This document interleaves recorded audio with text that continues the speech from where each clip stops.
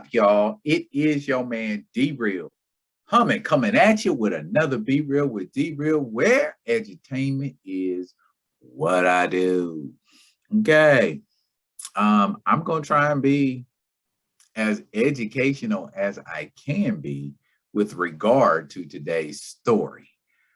I don't think things like this should need explanation or folks require edification on things like education and the choice of education, but yet here we are. Before I dive in, I'm gonna need y'all to do what y'all always do when you do what you do. Comment, like, subscribe, and share the Be Real with D-Real page so that you can get alerts when new material gets dropped. Like this right here, for instance. Okie dokie, where we at? Let's do this. Here we go. Wow, my goodness. Comic shop owner offers free copies of banned graphic novel MAUS, causing massive sales. The topic of censorship has been a heated one recently. Making the most headlines is the proposed book ban in Texas. Why am I not shocked?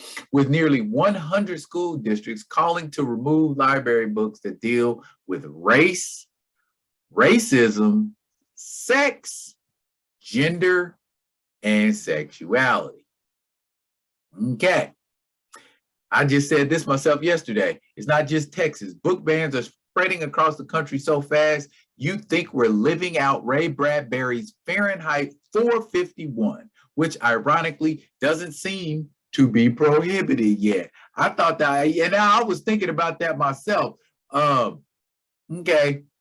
When Ryan Higgins, owner of Sunnyvale's Comics Conspiracy, heard the news that Art Spiegelman's Pulitzer Prize winning MAUS was pulled from the curriculum by the McMinn County Board of Education in Tennessee, he was baffled.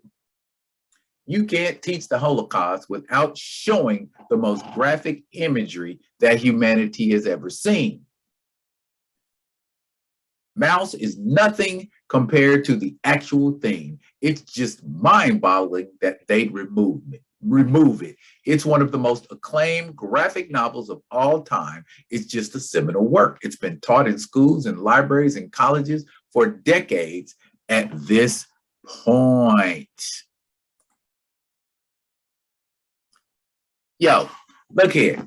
For those of you that do not know and are not familiar with the novel MAUS, it is a graphic novel that depicts the Holocaust from one man's perspective, but that story is visualized with the Jews being mice and the Nazis being cats.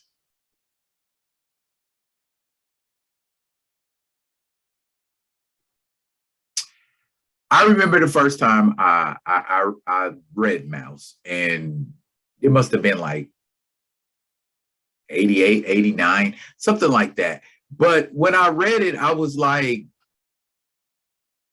very simple and to the point. And I think it simplifies the dynamic of race and racism so easily for you to understand. And it's just very simple.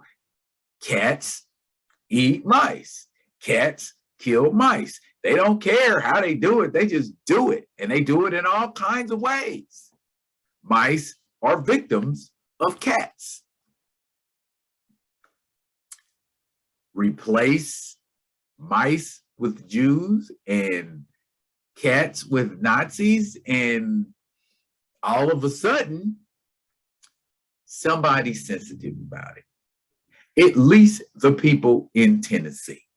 You can't tell the story of the Holocaust now because it's a story of race. Here's the problem I have with all of this book banning and challenging of books and this, that, and the other. Books come from the minds of individual. That means that is their individual thought, their individual property, hence the need for copyright. So you're telling me my thoughts on a fictional book that talks about an actual event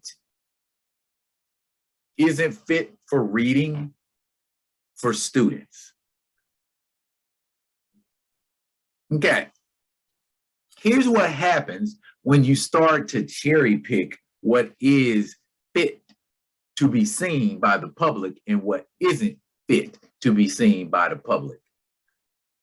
All of it is knowledge.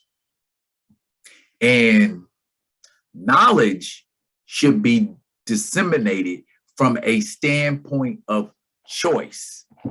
When you take away my choice or my ability to make a choice, you are curtailing me as a human being. You are curtailing my thought process. You are curtailing my emotions and feelings. If you do not agree with what I feel, with what I think, or what I say, there is nothing forcing you to listen to my opinion. And my opinion by far is not the only opinion. So now the question becomes, why are we banning books and MAUS of all, a graphic novel? Why are we banning that? Because the people doing the banning are the ones who don't feel comfortable about the material that is being allowed to be perused in general. Here's what I mean, and this is what I was looking at earlier. Okay. Boom. Look here. I'm sorry, not there. Look here. This is a list of the 10 most challenged and banned books of all time that were either banned for either issues of talking about race or racism, profanity, or sexuality in some degree or form. 1984. Sounds like 1984 is going down because they're trying to tell us what to think. Huckleberry Finn. Flagrant use of the N-word constantly with the ER on the end of it.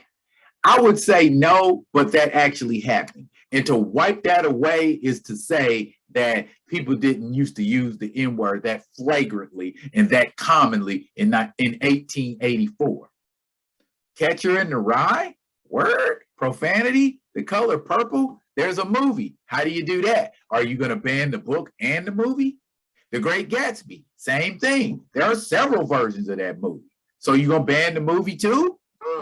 Interesting. One Flew of the Cuckoo's Nest, same thing. To Kill a Mockingbird, same thing. Of Mice and Men, Lord of the Flies. As a matter of fact, all of these books at one time or another have been a movie. So how do you ban that?